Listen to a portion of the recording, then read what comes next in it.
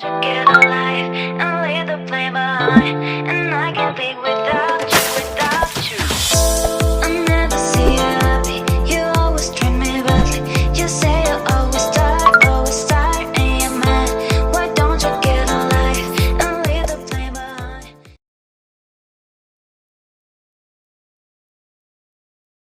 Assalamualaikum warahmatullahi wabarakatuh. Salam sejahtera untuk kita semuanya. Om Swastiastu, Namo Buddhaya, salam kebajikan. Bertemu lagi dengan saya, Pramudaya Lambang di OMG, obrolan malam Jumat yang pada hari ini edisi ke-67. Webinar ini disponsori oleh Everyday Laundry, Coklat 5 Kostel, dan didukung sepenuhnya oleh Prams Management. Susunan sesi pada webinar kali ini adalah pembukaan, tadi sudah saya lakukan. Yang kedua adalah presentasi oleh narasumber minimal 45 menit.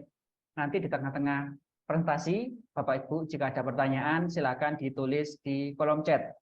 Dan menariknya, bagi penanya yang paling baik dan paling menarik akan saya undi untuk mendapatkan saldo UFO atau GoPay senilai Rp20.000 untuk 2 orang pemenang. Yang ketiga adalah Q&A atau tanya jawab. Yang keempat adalah Zoom UMKM Expo. Jadi Bapak Ibu boleh mempromosikan bisnis dan usahanya berbicara langsung di depan kamera maksimal 3 menit. Mohon tidak berupa tayangan video atau brosur. Ini ada unsur pendidikannya Bu Febrina dan Bapak Ibu semuanya agar kita semuanya berani berbicara di depan kamera. Kemudian dilanjutkan sesi foto bersama. Yang keenam adalah closing statement dan pengumuman pemenang. Dan terakhir, diakhiri dengan penutup. Materi kita pada malam hari ini, yaitu resiko berbisnis. Siapa takut? Nah, ini banyak orang yang penasaran dengan materi hari ini. Kok berbisnis saja ada resikonya? Yang akan dibawakan oleh Ibu Febrina, salah satu dosen terbaik di Kota Malang dan juga punya perhatian khusus tentang dunia bisnis dan kewirausahaan. Tanpa berpanjang kata lagi, kita sambut yang meriah pemateri terbaik di Indonesia, Ibu Febrina. Silakan Bu. Terima kasih Pak Pram. Wah, ini luar biasa sekali. Selamat malam Bapak Ibu sekalian. Selamat malam. Sebetulnya saya tuh kepengen mengenal langsung dengan Bapak Ibu sekalian ini. Boleh dibuka sebentar enggak videonya? Saya ini videonya coba saya buka juga gitu. Udah apa? Ya. Oh, mungkin masih malu-malu nje. Apa? Baik. Oke, Bapak Ibu sekalian, seperti yang disampaikan oleh Pak Pram tadi bahwa ya memang saya bekerja di bidang pendidikan, kebetulan di salah satu perguruan tinggi di Kota Malang, begitu. Malam ini sifatnya kita nanti lebih banyak sharing saja, nih Bapak Ibu. Iya. Ya, lebih banyak sharing saja. Jadi di sini walaupun saya di bidang pendidikan, tetapi tidak ada maksud sama sekali dari saya untuk menggurui Bapak Ibu sekalian, gitu ya. Ini sifatnya kita sharing saja. Jadi saya yakin Bapak Ibu sekalian juga sudah memiliki banyak sekali pengalaman di bidang perbisnisan, begitu ya.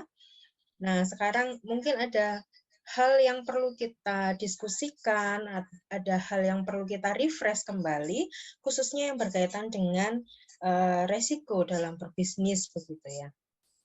Baik, saya izin share screen terlebih dahulu. Ya, silakan. Ya, apakah sudah bisa terlihat? Terlihat jelas. Baik. Tinggal di full screen aja. Di sini saya memberikan judul, kalau di flyernya Pak Pram itu kan resiko bisnis, siapa takut, begitu ya. Oke. Kalau saat ini PPT saya berikan judul bisnis sama dengan resiko. Nah, semakin takut nggak kira-kira Bapak Ibu?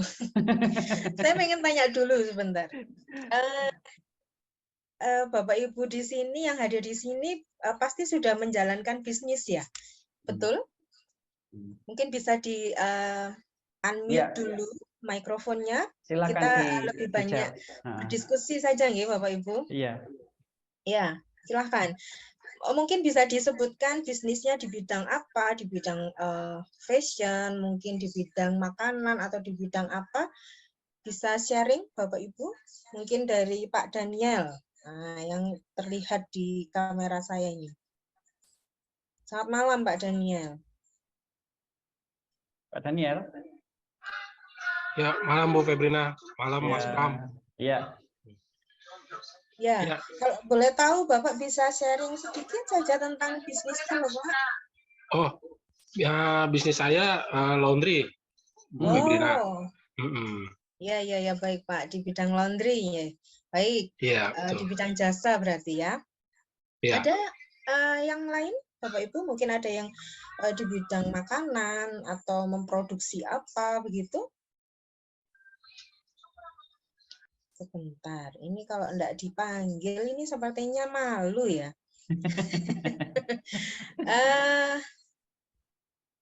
Mohon maaf kalau saya salah menyebut, ini Bapak atau Ibu Ola, Nji? Ibu ya sepertinya ya, Ibu Ola Indrit. Nah, silakan Ibu. Kalau boleh tahu bisnisnya di bidang apa, Nji? Silakan Bapak Ibu. Nah, bisnisnya apa? Jangan malu-malu. Nah, Mohon izin menjawab, Ibu. iya. Ya. Saya belum berbisnis, saya baru memulai Wah. kuliah. Wah, Wah, mantap luar ini. biasa sekali ini semangatnya berarti ya. Calon-calon Berarti juragan ini. mengikuti webinar ini betul-betul untuk mempersiapkan bisnis yang akan pasti sudah ada Mantap. rencana ini pasti Iya. ini ya. Ya baik, terima kasih. Mungkin satu lagi ya. Ibu. Satu lagi Pak Amir mungkin ya, Pak Amir Burhan. Pak Amir? Ya, Ibu. Ya. Ya, selamat malam Pak Amir. Mungkin bisa Ya. dijelaskan sedikit Pak, bisnisnya Bapak ada di Ada bidang berapa? apa?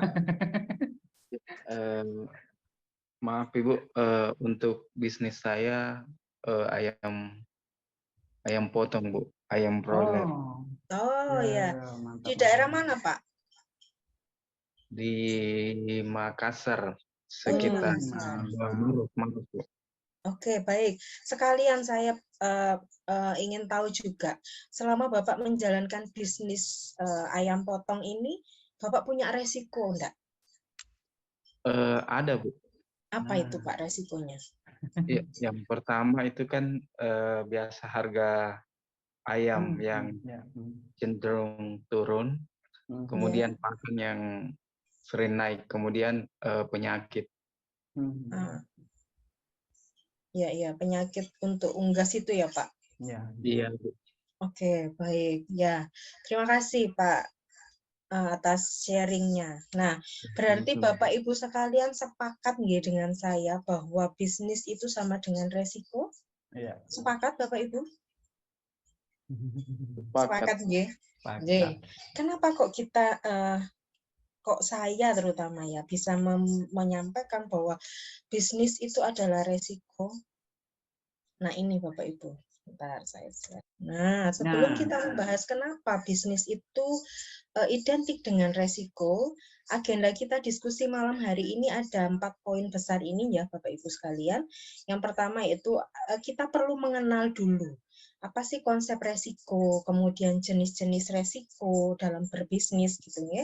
Kemudian resiko apa yang dihadapi dalam pengelolaan usaha, kemudian bentuk-bentuk kerugiannya apa sih yang bisa dimunculkan akibat adanya resiko, dan yang paling penting yang terakhir ini adalah bagaimana sih kita bisa memanajemen resiko itu. Kalau di awal kita sudah sepakat bahwa bisnis itu selalu melekat dengan resiko, maka kita tidak bisa menghindari resiko itu. Yang bisa kita lakukan adalah bagaimana kita memanajemen resiko itu untuk bisa diminimalisir atau mungkin bisa dihindari begitu ya. Nah, ini 4 poin besar yang akan kita diskusikan pada malam hari ini Bapak Ibu. Yang pertama dulu kita masuk ke apa sih sebetulnya konsep resiko itu. Gitu di dalam khususnya dalam bisnis nih. Nah, kita tahu bahwa bisnis itu selain mendapatkan keuntungan gitu ya dalam berbisnis, selain itu juga bisnis itu kita harus siap untuk menerima resiko usaha gitu ya. Bahkan kalau misalnya kita mau melihat para pengusaha yang sudah sukses, yang sudah bisa mengembangkan bisnis di bidang manapun itu pasti mereka juga memiliki resiko usaha, gitu ya. Sehingga kenapa di sini resiko usaha itu tidak bisa dipisahkan menjadi, dan dia menjadi satu kesatuan dari bagian suatu bisnis itu. Oke. Nah, kenapa resiko bisnis itu bisa muncul? Dari mana sebetulnya resiko bisnis itu muncul gitu? Selain berasal dari individu atau karyawan atau mungkin ownernya itu sendiri, resiko bisnis itu bisa muncul dari faktor manajemen. Dari strategi yang sudah dibentuk atau mungkin bahkan kemudian resiko juga bisa berasal dari sistem perusahaan kita. Saya menganggap Bapak Ibu ini usaha yang dijalankan ini sebagai suatu perusahaannya Bapak Ibu begitu ya. Besar kecil saya anggap tetap itu adalah sebuah perusahaan yang Bapak Ibu kelola. Nah, sistem perusahaan yang kurang baik itu juga bisa menjadi salah satu sumber resiko gitu. Nah, secara umum Bapak Ibu, konsep resiko itu selalu dikaitkan dengan adanya suatu ketidakpastian. Jadi kalau ada sesuatu yang tidak pasti, itu pasti akan menimbulkan resiko. Nah, ketidakpastian itulah yang menyebabkan sebuah konsekuensi, yaitu munculnya dampak yang merugikan bagi pelaku usaha. Kalau dampaknya itu tidak merugikan atau dalam arti dia menguntungkan pengusaha tersebut, maka itu tidak dianggap sebagai resiko bisnis. Jadi yang dinamakan resiko bisnis itu adalah munculnya sebuah konsekuensi atau sebuah dampak yang merugikan bagi pelaku usaha akibat ketidakpastian. Nah, ini yang perlu kita garis bawahi. Kata kunci pertama adalah adanya ketidakpastian sehingga memunculkan konsekuensi yaitu berupa dampak yang merugikan. Nah, sebaliknya Bapak Ibu, konsekuensi yang memunculkan dampak yang menguntungkan itu tidak dianggap sebagai resiko. Konsekuensi positif ini dianggap sebagai keuntungan yang malah diharapkan oleh para pelaku usaha. Nah, Bapak Ibu sekalian, di dalam berbisnis, semakin besar laba yang kita harapkan, maka kita akan berhadapan dengan resiko juga yang semakin besar. Namun, dalam kondisi seperti ini, pengusaha harus berani mengambil resiko itu untuk mendapatkan hasil yang diinginkan. Sehingga laba dan resiko ini berbanding lurus, Bapak Ibu. Jadi kalau pengen labanya tinggi, maka resikonya tinggi. Kalau Bapak Ibu pengen mendapatkan laba yang tinggi, maka Bapak Ibu harus siap, harus berani mengambil resiko yang tinggi juga atau yang besar juga. Gitu. Nah, kenapa kok kita sebagai pengusaha itu harus berani mengambil resiko? Yang pertama, keinginan mendapat keuntungan yang sepadan dengan pengorbanan. Ya, saya tadi sudah menyampaikan bahwa laba dan resiko itu berbanding lurus. Sehingga kalau kita ingin mendapatkan keuntungan yang besar, maka itu juga harus sepadan dengan pengorbanan yang besar untuk menghadapi resiko. Gitu. Alasan yang lain yaitu kepepet kalau bahasa Jawanya. Ya Bapak Ibu sekalian, kepepet mau nggak mau ya memang saya harus mengambil resiko ini gitu. Nah ini dua alasan ini yang mendasari kita sebagai pengusaha untuk mengambil sebuah resiko. Contoh untuk yang nomor satu ini misalnya Bapak Ibu, keinginan mendapat keuntungan yang sepadan dengan pengorbanan. Contohnya misalnya kita memiliki uang yang cukup besar, terus kemudian kita ingin menginvestasikan.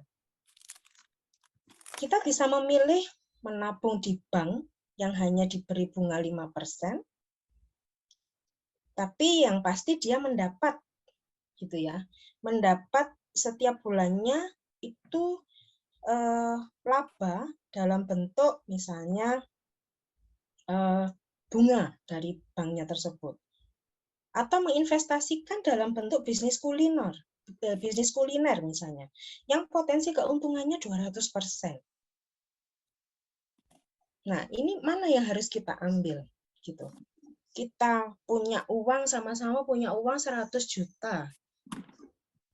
Pilihan pertama, kita tabung aja di bank.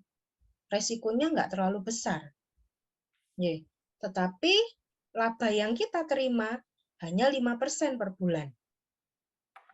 Tetapi ketika kita berani mengambil resiko untuk, oke, 100 jutaku mau saya investasikan untuk membuka usaha bisnis kuliner. Dengan potensi keuntungan 200%. Tapi dengan resiko juga kurang lebih sama besarnya. Begitu ya. Nah, mana yang harus kita ambil gitu ya. Nah, kalau kita mau mengambil resiko yang besar tadi, maka kita juga akan kemungkinan besar kita akan mendapatkan keuntungan yang sepadan dengan pengorbanan kita itu. Nah, berikutnya kita mau membahas apa sih jenis-jenis resiko itu. Ada 2 jenis sebetulnya Bapak Ibu, yaitu resiko murni dan resiko spekulatif. Apa itu resiko murni? Yaitu resiko yang muncul akibat dari sebuah situasi atau keputusan, konsekuensinya adalah kerugian. Semua resiko itu muncul akibat dari sebuah situasi atau keputusan. Tetapi kalau resiko murni ini, konsekuensinya murni kerugian. Kalau resiko spekulatif tadi, konsekuensinya bisa dia mengalami kerugian, bisa juga mengalami keuntungan. Nah, contoh untuk yang resiko murni terlebih dahulu.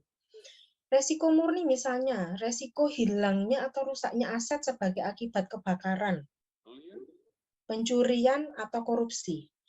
Sekali terbakar ruko, ya sudah. Resikonya asetnya hilang atau rusak. Gitu. Ya, entah itu sebagian atau itu hilang total, rusak total, itu sebagai resiko murni. Jadi kita rugi di situ. Misalnya lagi contohnya kecelakaan kerja pada proses produksi.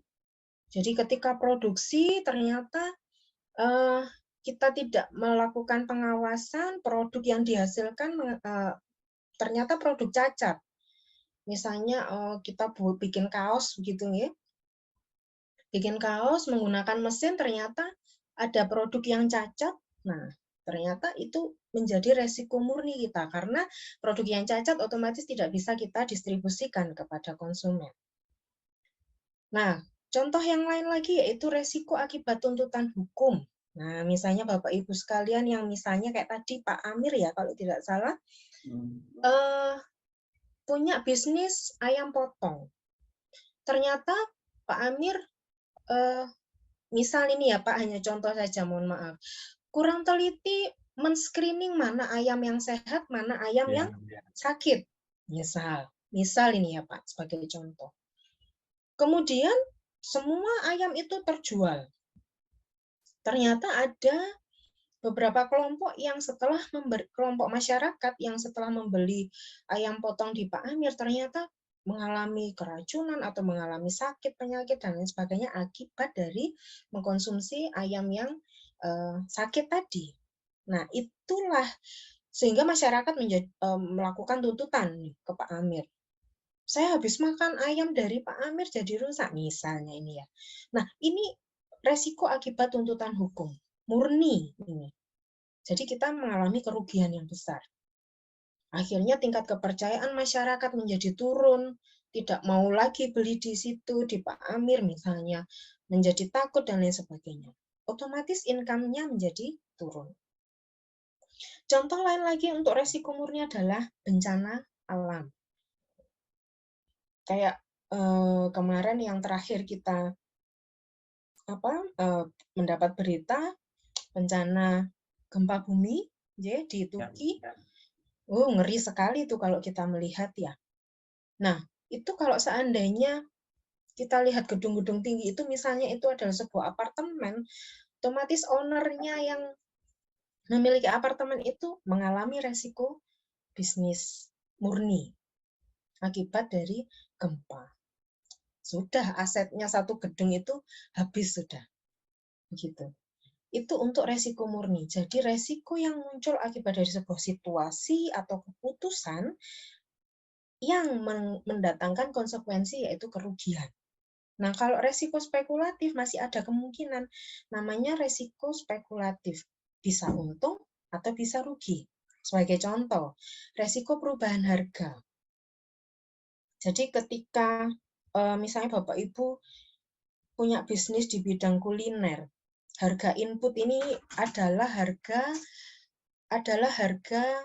yang harus kita keluarkan untuk mendapatkan faktor-faktor produksi, misalnya untuk membeli bahan baku.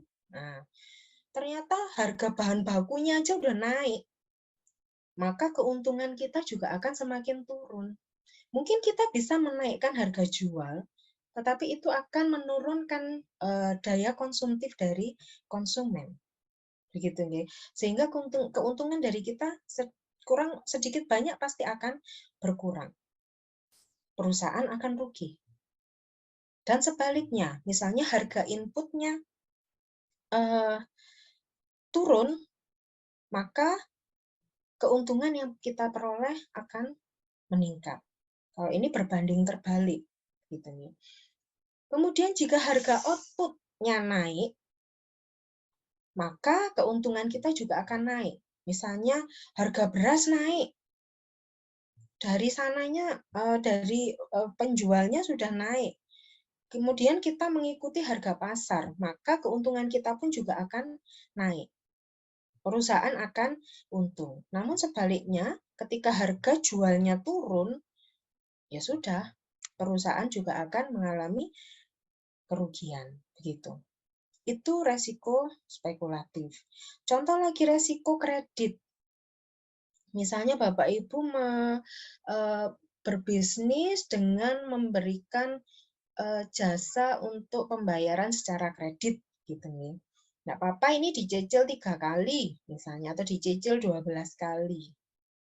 Nah, Bapak Ibu kalau misalnya pihak yang kita beri kredit itu mengalami kredit macet atau dia gagal bayar, kemudian menghilang dan lain sebagainya, maka perusahaan kita akan rugi. Sebaliknya, kalau pembayaran lancar, maka perusahaan akan untung. Jadi masih ada dua kemungkinan terhadap resiko atau keputusan yang kita ambil. Kita memberikan kredit, kemungkinannya ada dua, bisa rugi, bisa untung.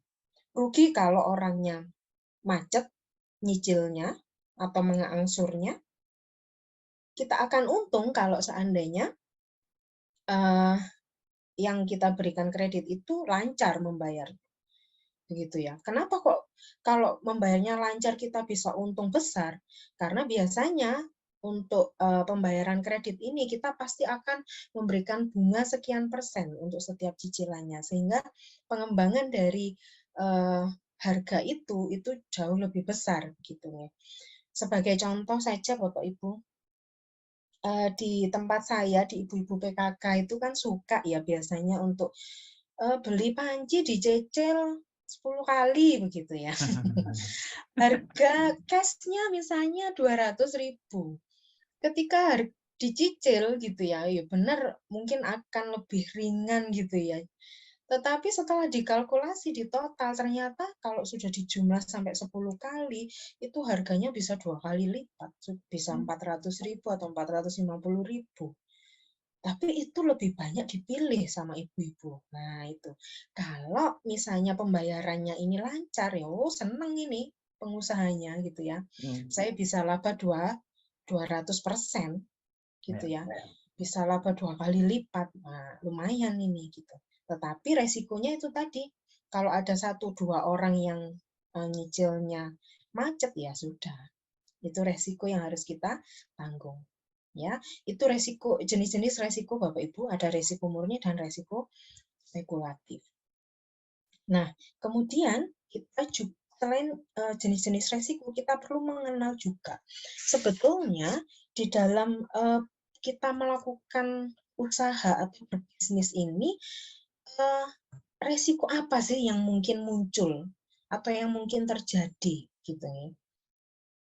Nah, ada banyak ternyata Bapak Ibu, ada sekitar 10 resiko yang mungkin akan dihadapi oleh pengelola usaha.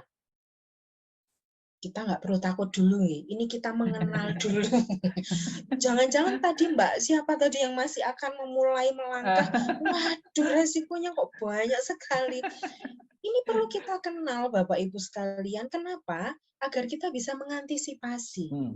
Kita bisa mencari tindakan antisipatif dan juga mungkin tindakan solutif kalau seandainya itu terjadi. Karena dari awal kita sudah tahu dulu. Begitu ya, kita sudah mengenal, oh akan ada terjadi seperti ini. Makanya saya jangan mengambil keputusan seperti itu, misalnya. Nah, itu tujuannya Bapak Ibu. Jadi yang pertama, resiko produksi, gitu ya. Sekalipun kita tidak memproduksi secara langsung, begitu ya Bapak Ibu, tetapi di situ ada proses, misalnya kayak, oh saya mau jadi reseller gitu ya. Saya mau jadi reseller baju, saya enggak mau memproduksi sendiri.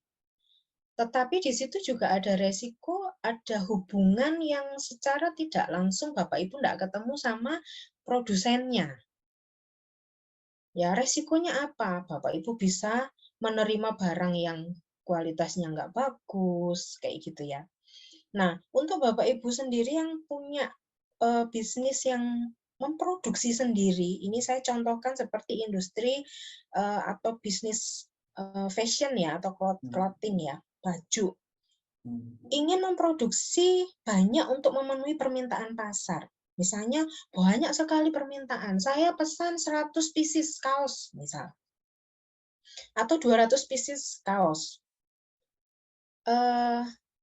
Itu setiap 1 minggu ya, jadi nanti minggu kedua nanti akan saya naikkan jadi pemesanannya 500.000 misalnya. Yang pertama tadi 100.000 pieces kaos. Yang berikutnya 200 pieces. Nah, 200.000 pieces kaos misalnya untuk minggu berikutnya. Nah, kita mengerjakan 100.000 kaos itu kan enggak mungkin jahit sendiri ya Bapak Ibu. Pakai tangan manual itu kan enggak mungkin ya. Nah, pasti pengusaha itu akan mengambil keputusan untuk kita melakukan otomatisasi produksi. Pakailah mesin. Kita beli mesin, mungkin kalau masih 100 pieces itu mungkin bisa pakai mesin jahit yang mengoperasikan tetap kita manusia gitu ya, tetap karyawan. Tetapi kalau sudah ribuan, setiap hari harus memproduksi ribuan dan lain sebagainya, kita pasti akan menggunakan mesin yang secara otomatis langsung bikin jadi gitu ya. Nah, ini kelemahannya Bapak Ibu, kita tidak bisa meneliti satu persatu setiap produk. Sekali giling, yang keluar langsung 1.000 pieces. Gitu ya. Dampaknya apa Bapak Ibu? Ada produk yang cacat yang bisa sampai ke konsumen. Nah, kalau produknya cacat sampai konsumen, ketika konsumen pertama kali membuka bajunya, loh kok ada yang lubang atau ada bagian yang belum terjahit. Nah, pasti konsumen itu akan mereview jelek. Nah, ketika kalau Bapak Ibu mungkin yang sekarang sudah nggak asing dengan Shopee, dengan Tokopedia gitu ya, dengan startup yang menjual banyak sekali produk di situ. Di situ pasti ketika sudah membeli, kita diminta untuk melakukan review produk. Nah, itu membaca tidak hanya 1-2 orang, Bapak Ibu. Yang membaca itu sudah sampai raya, mungkin bahkan global, gitu ya, luar negeri dan lain sebagainya. Nah, kalau seandainya review yang jelek itu sampai terbaca oleh masyarakat luas, nah inilah yang menjadi resiko usaha bagi perusahaan. Muncul resiko usaha bagi perusahaan. Otomatis tingkat kepercayaan konsumen yang lain yang belum beli aja itu mungkin sudah tidak akan melirik itu produk kita. Ya, itu untuk resiko produksi. Nah, sekarang yang kedua, untuk resiko pemasaran. Waduh, produksi ada resikonya, pemasaran kok ya ada resikonya gitu ya. Sekarang kita sudah mengetahui Bapak Ibu bahwa terjadi pergeseran untuk teknik pemasaran ini yang dulunya offline, sekarang lebih banyak ke online, yaitu melalui sosial media, media sosial, Facebook, Instagram, kemudian WhatsApp, Twitter, dan lain sebagainya. Mungkin sekarang juga banyak yang beralih ke startup tadi ya. TikTok. Nah, TikTok itu ya, bahkan sampai nge-live berjam-jam itu untuk jualan di situ. Wah, itu luar biasa effortnya ya, usahanya sangat luar biasa itu. Nah, pemasaran online ini sekali lagi Bapak Ibu terlihatnya itu mudah gitu ya. Gampang, tinggal upload aja misalnya. Pembeli dan penjual juga tidak saling ketemu, nggak perlu ketemuan. Pembayaran juga mudah via transfer gitu ya. Terlihatnya banyak kemudahan. Ya, memang banyak kemudahan. Tetapi bukan berarti pemasaran melalui online itu mudah. Kita perlu juga memikirkan untuk pemasaran online itu juga harus dikelola. Bagaimana penyusunan kontennya, gitu ya Bapak Ibu. Biar para konsumen ini atau yang melihat kontennya Bapak Ibu di sosmed itu, di TikTok dan lain sebagainya itu nggak bosen.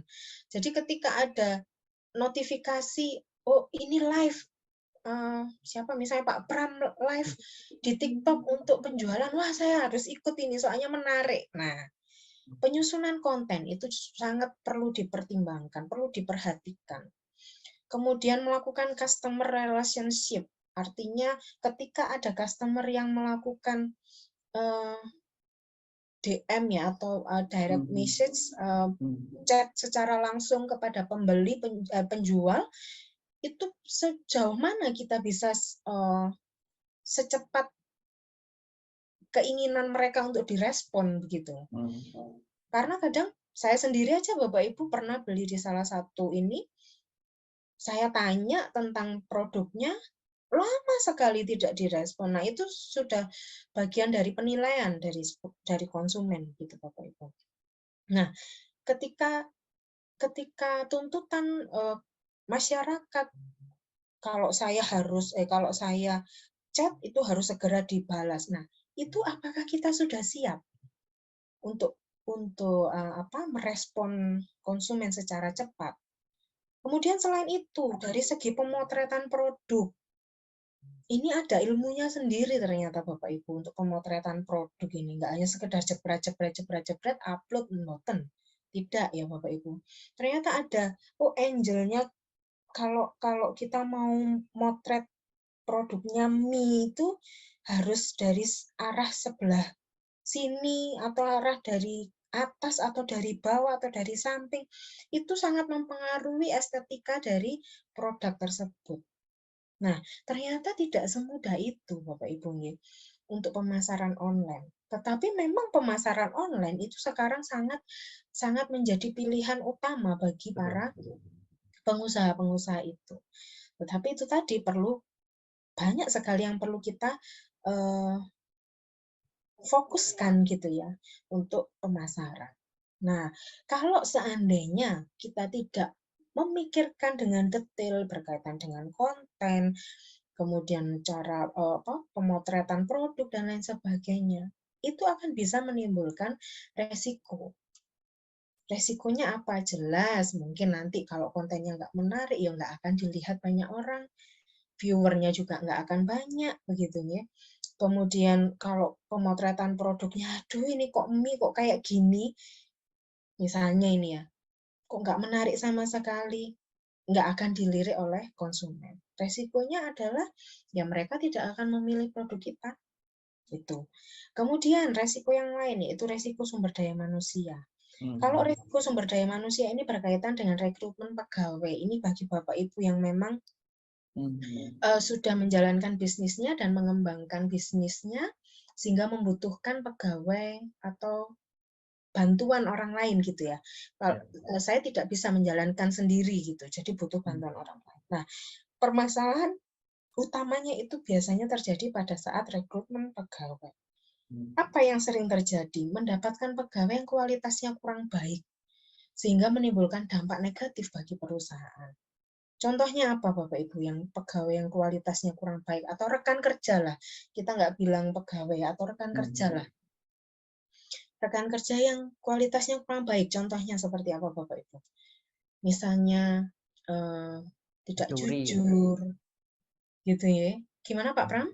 Mencuri. Nah, mencuri, tidak jujur, tidak disiplin, tidak datang tepat waktu, tidak kreatif, tidak inovatif. Nah, itu sangat memberatkan untuk pengembangan perusahaan, begitu.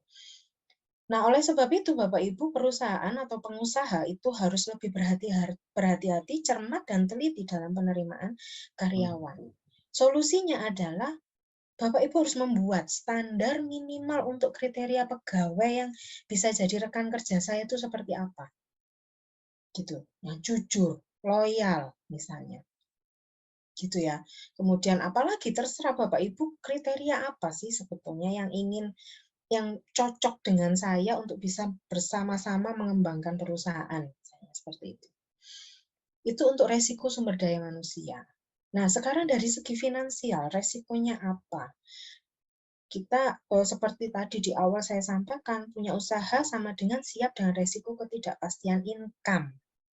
Oke, kita tahu bahwa laba itu tidak selalu stabil atau tambah naik, tidak nih Bapak Ibu. Pasti akan ada fluktuasinya ya, kadang naiknya kadang drastis gitu. Kadang juga turunnya juga aduhai gitu ya, turunnya langsung. Iya, apalagi kemarin waktu pandemi itu mungkin para pengusaha juga merasakan akibatnya gitu ya, merasakan efek yang diakibatkan dari pandemi gitu ya. Banyak sekali perusahaan-perusahaan yang tutup dan lain sebagainya. Nah, itu yang namanya ketidakpastian income Bapak Ibu, ya. Ini contoh sepele itu kalau kita ngomong perusahaan besar sampai gulung tikar itu urusannya perusahaan besar ya.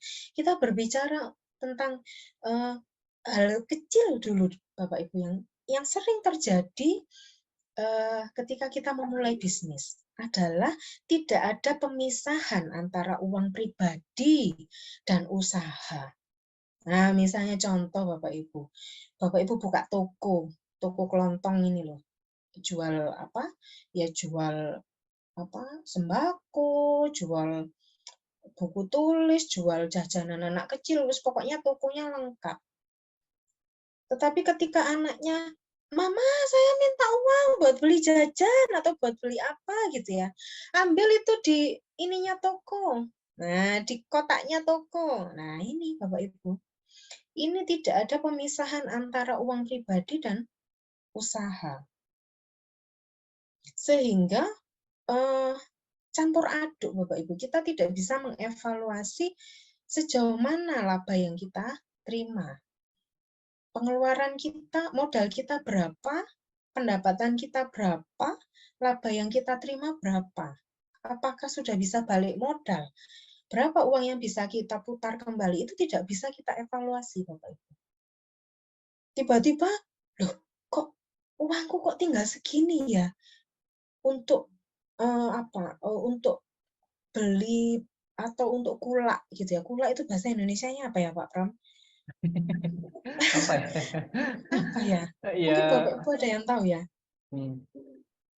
Untuk mengisi lagi tokonya yang sudah habis tadi. Nah, misalnya berasnya sudah beli 10 ton gitu ya. Kemudian sudah terjual habis, saya mau beli lagi nih dari petani. Nah, itu namanya kulak ya Bapak Ibu. Yeah. Ternyata uang saya kok enggak cukup ya. Padahal kemarin sudah saya bisa beli beli beras 10 ton pakai uang ini. Tapi sekarang kok kurang. Nah, ini karena tidak ada pemisahan antara uang pribadi dan usaha. Kemudian contohnya lagi adalah perputaran modal terhambat karena menjual secara kredit tanpa sistem dan perjanjian yang kuat. Nah, ini garis bawahnya di sini Bapak Ibu.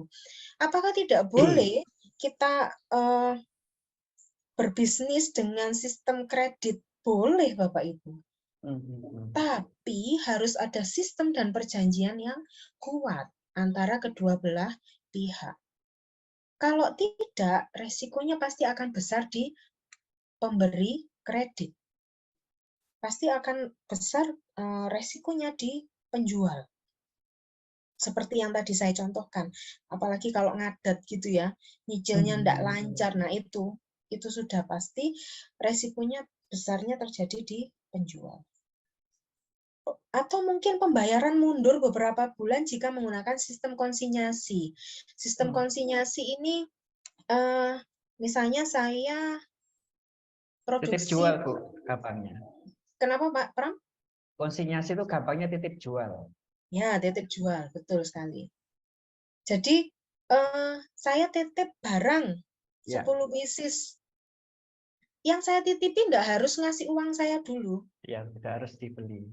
Nggak harus dibeli, begitu Bapak Ibu. Salakunya, gitu. Selaku-lakunya sudah. Kalau misalnya nanti 1 bulan saya evaluasi cuma laku 2, kalau misalnya barang itu barang tahan ya, artinya baju, sepatu itu masih oke, enggak masalah. Tapi kalau makanan Bapak Ibu itu ada batas waktu ya. Ada ininya. Ketika kita titip makanan di situ, misalnya puding misalnya ya. Saya bisnis puding, saya bikin puding, saya titip di toko-toko, di kantin-kantin sekolah. Itu bertahan hanya 1 hari misalnya, apalagi tidak disimpan di lemari es, di kulkas. Oh itu bertahan cuman 1 hari lah maksimal ya. Ternyata setelah sekolah selesai, saya titip 10, masih tersisa 7. Nah 7 ini tidak harus dibeli oleh kantinnya Bapak Ibu kalau sistem konsinyasi. Jadi itu 7 dikembalikan ke kita hanya mendapat uang dari penjualan yang 3 buah terjual tadi. Nah itu risiko finansial yang bisa kita dapatkan kalau kita menggunakan sistem konsinyasi. Resiko yang lain yaitu resiko lingkungan Bapak Ibu. Resiko yang muncul akibat limbah produksi. Ya, jadi artinya Bapak Ibu resiko-resiko ini tidak selalu terjadi ya, tidak selalu terjadi pada semua pengusaha. Tergantung usaha yang dijalankan, gitu. Nah, seperti contohnya resiko lingkungan akibat limbah produksi. Misalnya ini Bapak Ibu punya bisnis pembuatan tahu. Nah, tahu itu kan ampasnya luar biasa ya. Bau iya. Kemudian kalau seandainya limbah dari pembuatan tahu ampasnya itu dibuang sembarangan juga akan membuat pencemaran ini ya, tanah. Kemudian tidak ramah lingkungan. Nah, ini. Jadi Bapak Ibu ketika membuat sebuah bisnis, kalau itu menghasilkan sebuah limbah, maka Bapak Ibu harus memperhatikan betul-betul limbah ini harus pengelolaannya bagaimana. Yang pasti harus ramah lingkungan dan tidak merugikan lingkungan sekitar. Ya, kalau Bapak Ibu misalnya limbah itu sampai merugikan lingkungan sekitar, bisa didemo oleh lingkungan sekitar, bisa ditutup itu perusahaannya Bapak Ibu. Nah itu ya resikonya seperti itu. Kemudian resiko teknologi. Resiko teknologi kalau kita menjalankan sebuah usaha itu juga tidak menutup kemungkinan dibantu juga oleh mesin tadi ya yang saya sampaikan di contoh di awal. Selain dibantu oleh tenaga karyawan, juga menggunakan mesin dan teknologi. Nah, penggunaan mesin dan teknologi ini Bapak Ibu itu perlu dilakukan pemantauan dan perawatan secara berkala. Kalau seandainya alat ini dipakai terus-terusan, tanpa ada maintenance, tanpa ada perawatan secara berkala, pemantauan kualitas mesinnya secara berkala, nah ini bisa tiba-tiba, misalnya mesin segitu besarnya, tiba-tiba rusak. Sama sekali tidak bisa digunakan. Kalau seandainya kita punya orderan 100.000 per hari kaos, apa enggak berhenti itu 100.000 produksi kaos itu? Ya, jadi jika alat digunakan terus-menerus tanpa dilakukan perawatan, itu akan bisa rusak dan menimbulkan kerugian bagi perusahaan. Jadi Bapak Ibu kalau misalnya memang produksinya menggunakan sebuah teknologi, alat itu betul-betul harus diperhatikan maintenance-nya ya. Minimal paling tidak setiap bulan itu Bapak Ibu harus melakukan pemantauan atau pengecekan secara berkala. Kemudian resiko permintaan pasar. Permintaan pasar kok ya ada resikonya toh, gitu ya. Nah, sekarang Bapak Ibu, eranya adalah Internet for Things ya. Jadi semua berbasis internet, yaitu tadi online tadi, sehingga memberikan kesempatan atau memberikan peluang untuk jangkauan pasarnya itu juga semakin besar, baik lokal maupun global.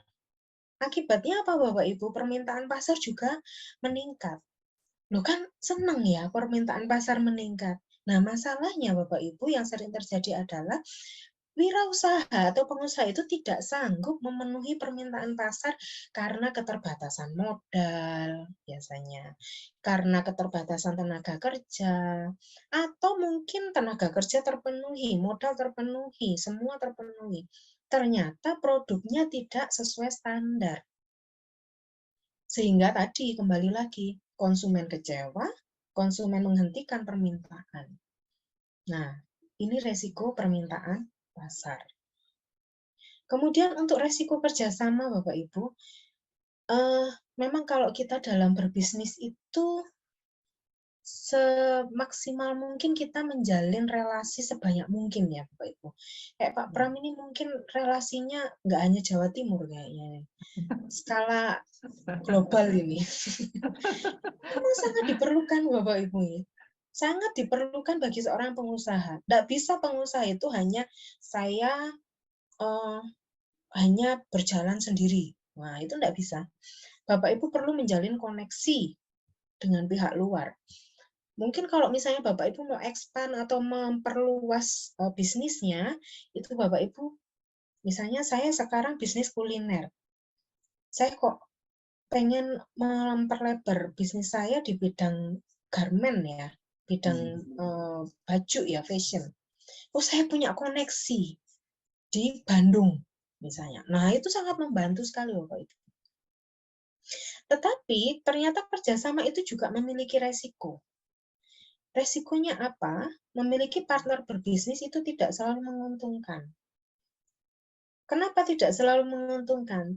Karena terutama jika kita tidak mengenal partner yang tidak mengenal dengan baik track record-nya partner yang akan kita jadikan partner bisnis ini tadi Bapak Ibu. Sehingga kalau Bapak Ibu, misalnya kayak saya dan Bapak Ibu ini ya, baru ketemu sekarang, terus tiba-tiba saya ngajak Pak Pram misalnya, Pak Pram, ayo kita bisnis. Nah ini perlu dipikirkan dulu Bapak Ibu. Bukan berarti, kok gitu ya, gitu. Enggak. Tetapi betul-betul perlu dipikirkan bagaimana komitmen, misalnya bagaimana komitmen saya dalam berbisnis, Pak Pram harus memikirkan itu, bagaimana konsistensi saya dalam menjalankan bisnis saya selama ini, nah itu perlu dinilai dulu. Sehingga kita tidak bisa dengan mudah mempercayai orang, walaupun itu sudah kita kenal, tetapi masih kenalnya cuman say hello aja gitu ya, terus tiba-tiba langsung kita jadikan rekan bisnis, nah itu sangat tidak dianjurkan Bapak Ibu. Jadi kenali dulu dengan baik, terutama di bidang bisnis ya. Kadang itu saya punya ini, saya pernah baca pepatah itu kalau pengen mengenal seseorang, berurusanlah dengan dia itu dengan uang. Ya, kalau Anda sudah berurusan dengan seseorang itu berkaitan dengan uang, disitulah Anda akan tahu bagaimana karakter orang tersebut. Nah, uang ini juga tidak jauh dari bisnis ya Bapak Ibu. Bisnis itu juga nanti output-nya juga menghasilkan income gitu ya, uang gitu.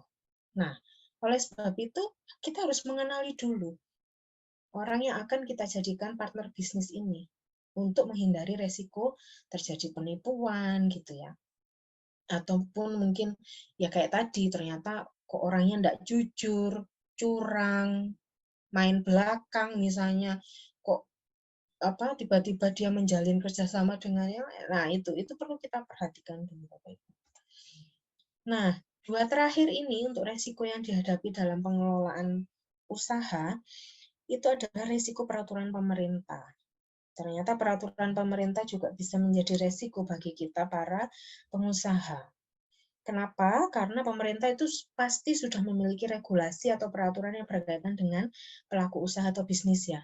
Baik itu administrasi, perizinan, pajak, dan lain-lain. Misalnya Bapak Ibu menghasilkan produk makanan, itu regulasinya harus mengurus apa, harus melewati BPOM, dan lain sebagainya misalnya. Nah, itu harus dijalankan semua Bapak Ibu. Kenapa? Agar usaha Bapak Ibu aman. Setiap regulasi yang sudah ditentukan itu atau peraturan yang sudah ditentukan itu sudah Bapak Ibu ikuti semua.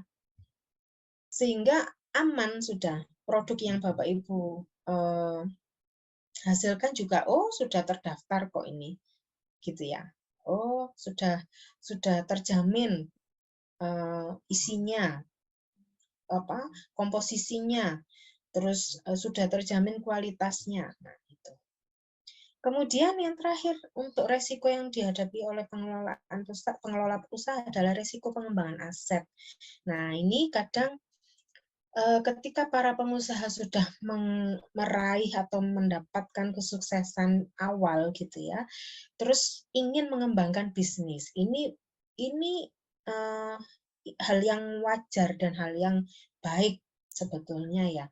Tetapi kita harus pelajari baik-baik dulu, dilihat, dihitung, diperkirakan resiko yang mungkin muncul untuk usaha yang akan kita kembangkan. Gitu ya. Misalnya dari yang awalnya kuliner, kemudian langsung beralih ke garmen tadi, baju. Sedangkan kita tidak punya latar belakang tentang bagaimana cara mengelola atau cara membuat bisnis di bidang fashion dan lain sebagainya, kita belum punya basic itu sama sekali.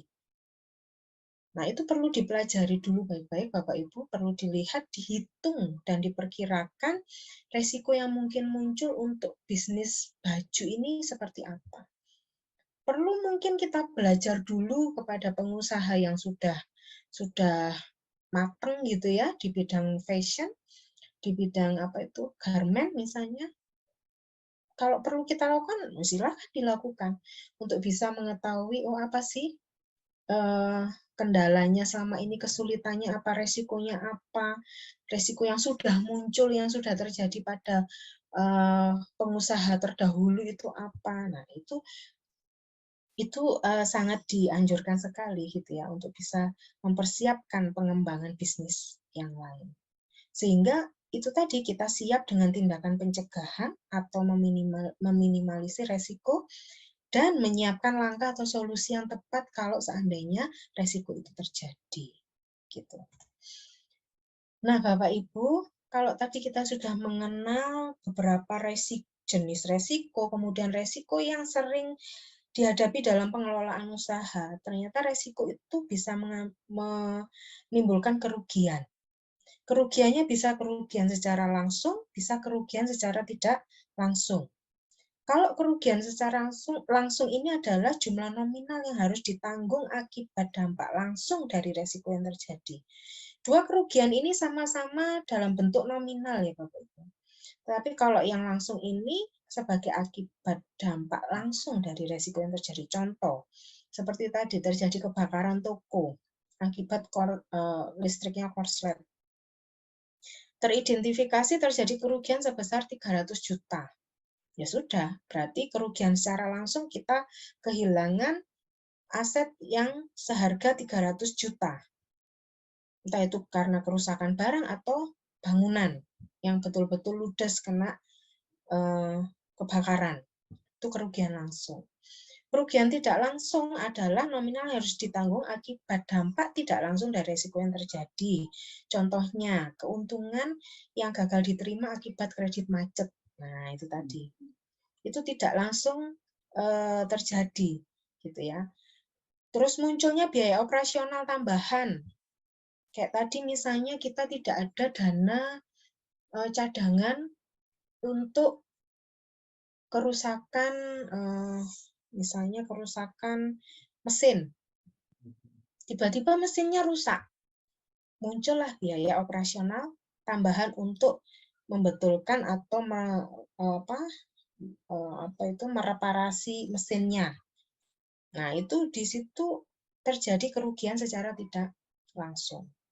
Nah, kerugian ini sebetulnya Bapak Ibu bisa kita perhitungkan atau bisa kita prediksi dengan menggunakan rumus ini, Bapak Ibu. Frekuensi kali dampak.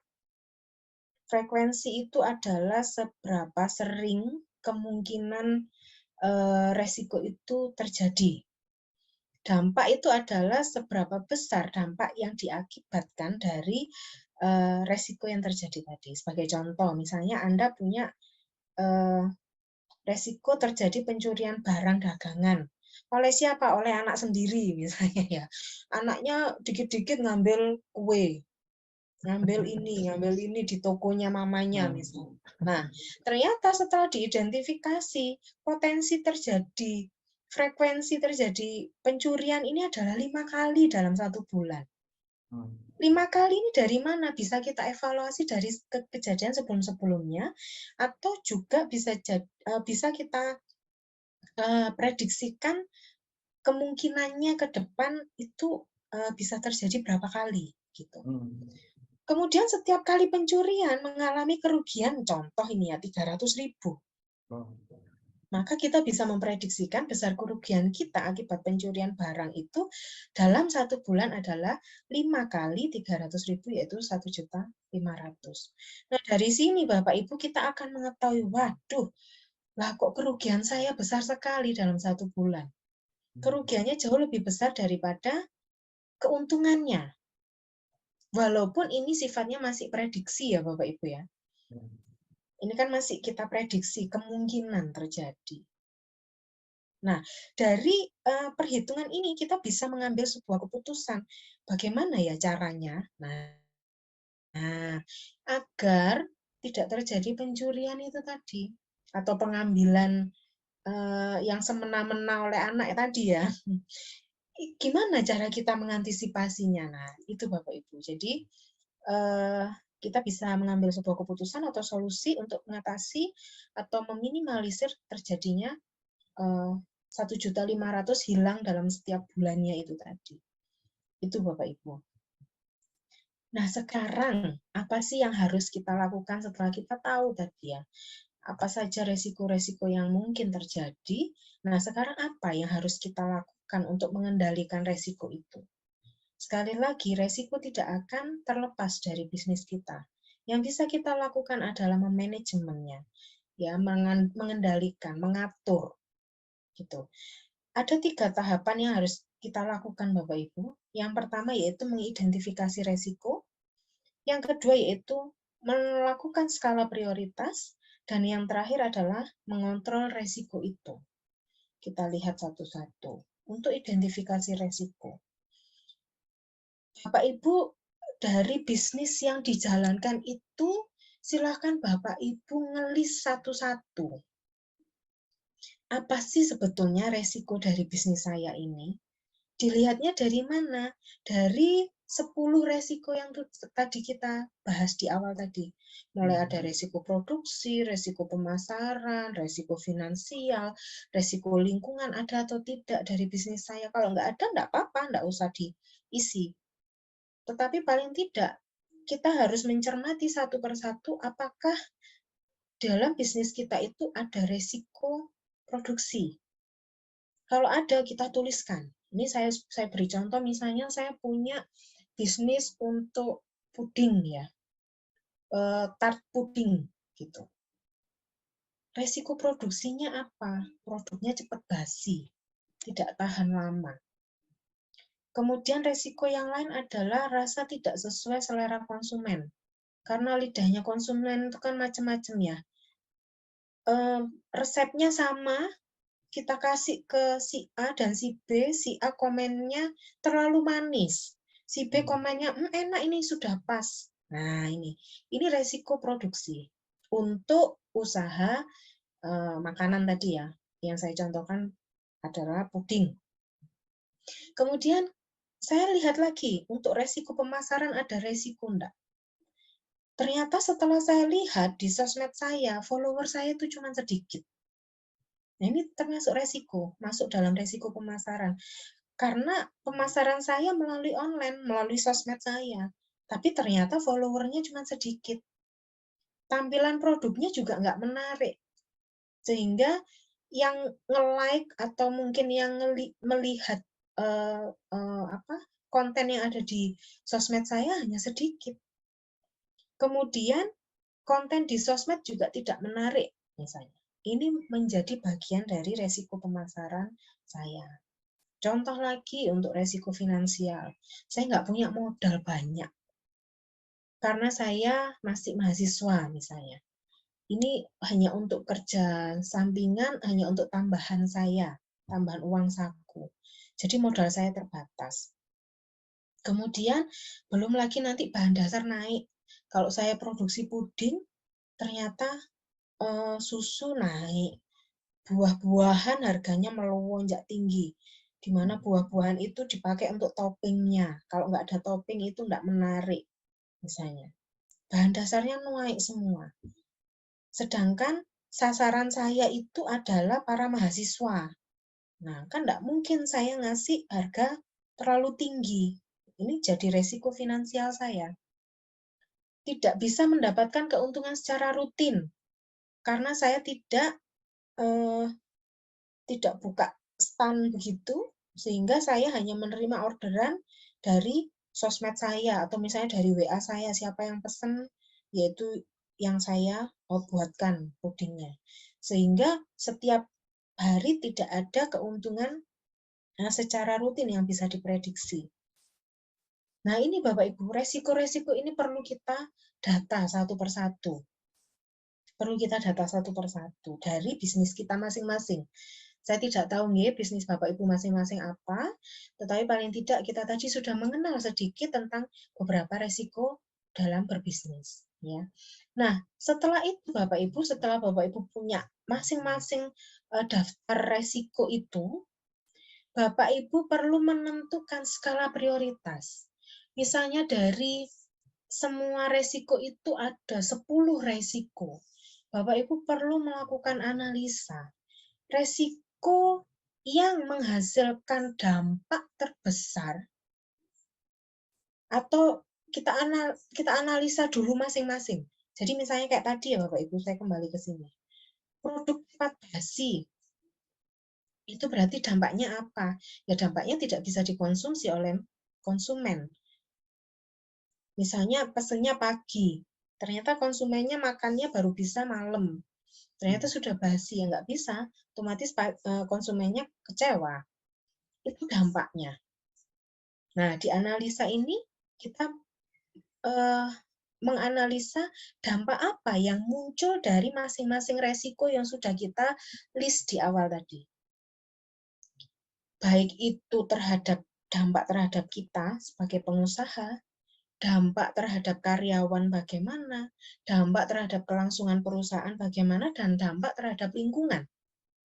Kita analisa. Nah, setelah kita analisa masing-masing resiko itu berdampak apa, seberapa besar dampaknya, kemudian kita buat skala prioritas. Kita mungkin tidak akan bisa mengatasi semua resiko itu secara dalam waktu sekali, dalam waktu satu waktu gitu ya Bapak Ibu ya. Kita perlu menentukan skala prioritas. Mana yang kita prioritaskan dulu untuk bisa kita lakukan antisipasi atau kita carikan solusi. Bagaimana cara kita membuat skala prioritas itu? Kita fokuskan pada resiko yang memiliki dampak atau akibat yang paling besar, atau yang paling mungkin sering terjadi. Dari dua hal ini Bapak Ibu. Jadi skala prioritas ini kita fokuskan pada resiko yang dampaknya paling besar dan resiko yang paling sering terjadi. Gitu. Nah, setelah kita sudah punya daftar resiko, kita sudah menganalisa dampaknya, kita bikin prioritas. Setelah kita prioritaskan, oh ternyata nomor 1 yang harus kita atasi dulu adalah ini, nomor 2 ini, nomor 3 ini, dan seterusnya. Kalau sudah memiliki daftar seperti itu, berikutnya adalah kita harus mengambil langkah atau bersikap. Bersikap seperti apa? Ada 4 poin besar ini. Pertama, kita mengontrol resikonya. Kita mengontrol resiko dengan rumus PPEP. Apa itu Bapak Ibu PPEP? Perencanaan atau planning, kemudian pelaksanaan, setelah dilaksanakan dievaluasi, setelah dievaluasi ditingkatkan. Nah, kita bahas satu-satu. Untuk perencanaan, apa yang bisa kita lakukan? Untuk perencanaan kita buat SOP atau prosedur atau aturan atau regulasi yang jelas dan mudah dipahami dan dijalankan.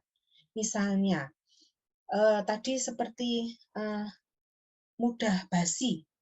Bagaimana cara kita untuk bisa mempertahankan kualitas makanan itu walaupun itu sudah pindah tangan ke konsumen? Perlu kita tuliskan di situ, misalnya kita berikan stiker, mohon ditaruh di lemari es dengan suhu sekian derajat misalnya.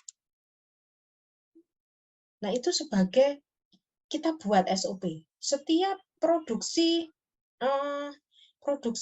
puding, kita juga memproduksi stiker yang isinya adalah ini. Kita buat perencanaan itu, Bapak Ibu. Yang jelas dan mudah dipahami dan dijalankan. Apalagi ini kalau berkaitan dengan orang lain atau karyawan ya Bapak Ibu, yang kadang kita menuliskan sesuatu atau membuat sebuah keputusan atau membuat sebuah peraturan yang itu kita sendiri yang mengerti, orang lain nggak ngerti apa sih maksudnya gitu ya. Nah, itu harus kita hindari Bapak Ibu. Kalau kita membuat sebuah aturan, prosedur, kemudian regulasi itu harus jelas dan mudah dipahami dan dijalankan oleh semua pelaku di situ. Itu perencanaan. Nah, setelah direncanakan, dilakukan. Apa yang sudah kita susun tadi, dilakukan. Lakukan prosedur itu, aturan atau regulasi itu. Dilaksanakan. P yang kedua. Setelah dilaksanakan, harus dilakukan monitoring dan evaluasi Bapak Ibu. Dimonitor terus dan dievaluasi secara berkala, baik terkait kualitas produknya. Jadi ketika misalnya setiap kali bikin puding, 1 kali pembuatan, betul-betul harus dilihat mulai kualitasnya dari bahan bakunya, kualitas dari penyimpanannya, suhu penyimpanan, dan lain sebagainya. Dimonitor dan dievaluasi. Ya, kemudian proses bisa atau evaluasi proses itu juga bisa melalui review konsumen. Jadi evaluasi ini bisa kita lakukan self evaluasi atau evaluasi dari diri kita sendiri. Kita langsung mengevaluasinya atau dievaluasi oleh konsumen seperti tadi ya, reviewnya misalnya. Oh, reviewnya sudah bagus ini. Oke, kita pertahankan yang bagus-bagus ini. Kemudian misalnya ada yang sebetulnya bagus tapi kurang banyak misalnya. Atau misalnya sudah bagus produk bajunya tetapi ukurannya tidak sesuai dengan panduan yang ada di deskripsi misalnya. Nah, itu bagian dari evaluasi Bapak Ibu. Kalau kita mau mengembangkan bisnis kita atau memperbaiki bisnis kita tidak boleh anti evaluasi nih. Jadi evaluasi itu sangat kita perlukan. Nah, setelah dievaluasi, perlu kita meningkatkan apa yang masih kurang dari hasil evaluasi itu tadi. Itu ada di peningkatan.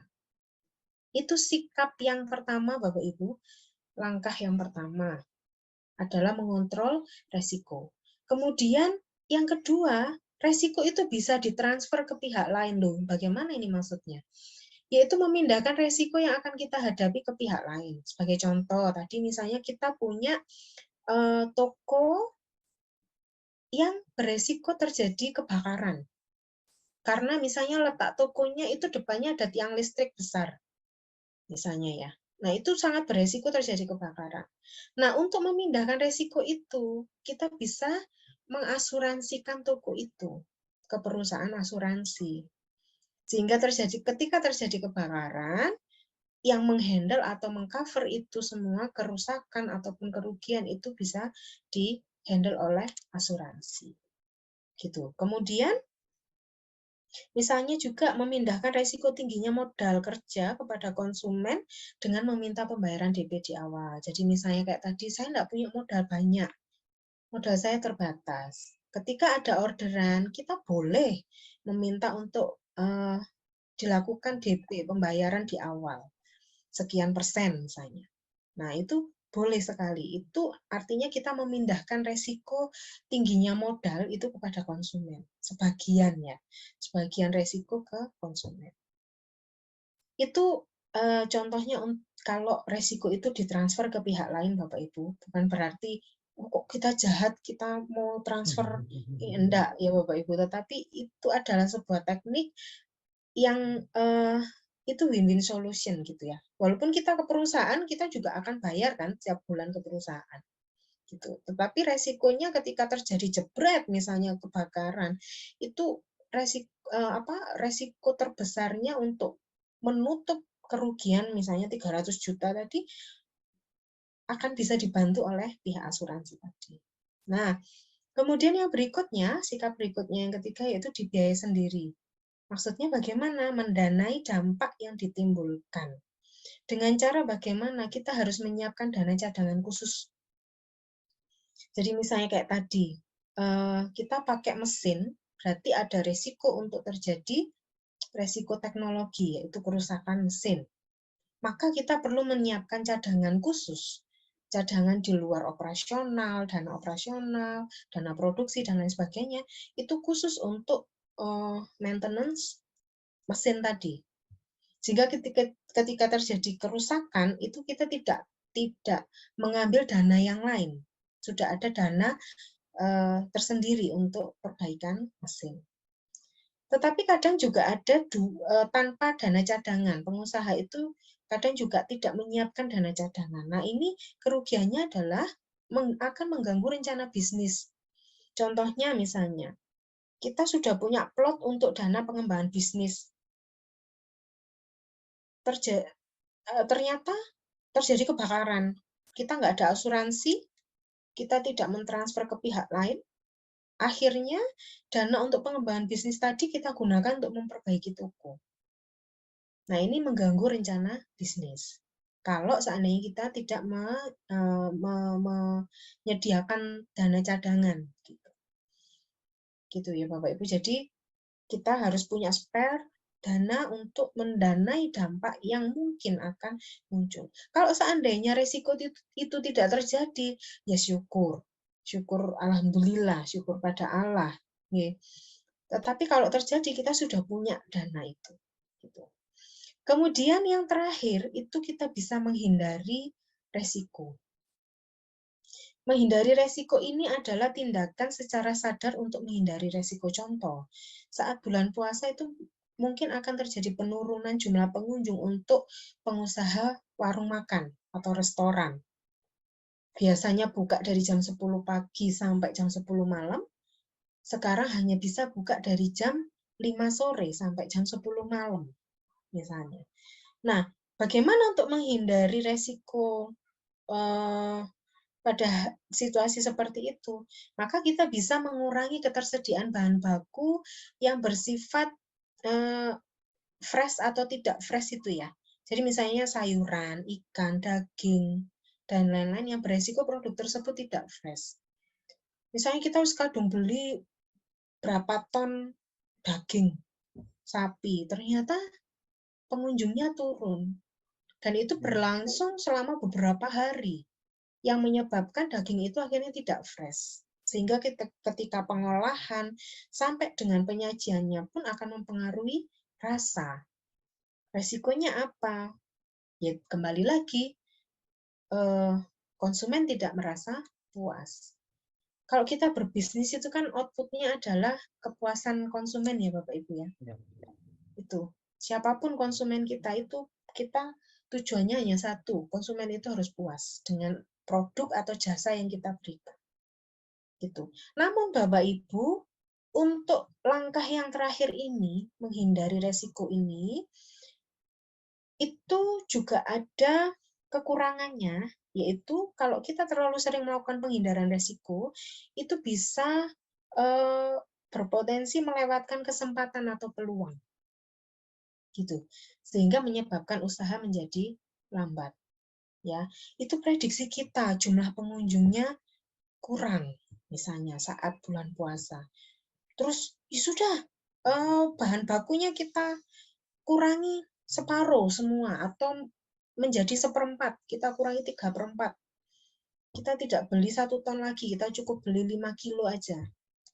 Ternyata Bapak Ibu suatu saat ketika buka puasa ada Pak Pram dan keluarga besarnya datang ke restoran itu memilih makanan yang bersifat itu tadi, ada sayuran, ikan, daging, dan lain sebagainya. Padahal kita sudah kadung beli daging hanya 5 kilo misalnya. Nah, ini kan akhirnya jadi melewatkan kesempatan atau peluang, sehingga usaha jadi lambat, gitu ya. Nah, itu Bapak Ibu, hal-hal yang bisa kita lakukan, tahapan-tahapan bisa kita lakukan untuk memanajemen resiko pada bisnis kita. Kesimpulannya apa Bapak Ibu? Bahwa resiko usaha memang tidak bisa dipisahkan, serta menjadi satu kesatuan dari bagian suatu bisnis. Jadi, betul-betul harus kita persiapkan dengan matang. Semangat sukses Bapak Ibu. Kita tidak boleh takut terhadap resiko, kita harus berani mengambil resiko itu. Terima kasih. Demikian dari saya, Pak Pram. Terima kasih. Wah, ini mantap ini penjelasannya ini padat banget ini. Oke, kita menuju ke sesi Q&A atau tanya jawab. Bu Febrina mungkin bisa di close dulu. Nah, kita menuju sesi tanya jawab. Tidak mau ditutup, Pak. Sudah. Oh, sudah. Ya. Oh, iya. Oke, kita menuju ke sesi tanya jawab. Ini pertama-tama dari saya nih. Tadi di presentasi dijelaskan ketidakpastian income itu pasti harus siap dengan resikonya, Bu. Tapi mohon maaf, ada beberapa orang yang masih ikut orang jadi karyawan. Apakah ada jaminan untuk bebas dari resiko? Nah, resiko gimana? Bagi siapa, Pak Pram? Bagi Mungkin karyawannya atau? Iya, bagi karyawannya yang sudah punya penghasilan tetap. Nah, ini apakah terbebas dari risiko atau masih beresiko? Ya, kita sebagai pengusaha itu saja sudah punya resiko ya Bapak Ibu. Apalagi kita sebagai karyawan, di mana kita pemasukan kita sangat bergantung dari bos kita dalam tanda kutip. Jadi ketika resiko itu terjadi pada bos kita, otomatis kita juga akan terkena imbas dari itu. Betul. Gitu ya Bapak Ibu ya. Jadi sekalipun kita menjadi seorang karyawan, resiko itu pasti tetap ada.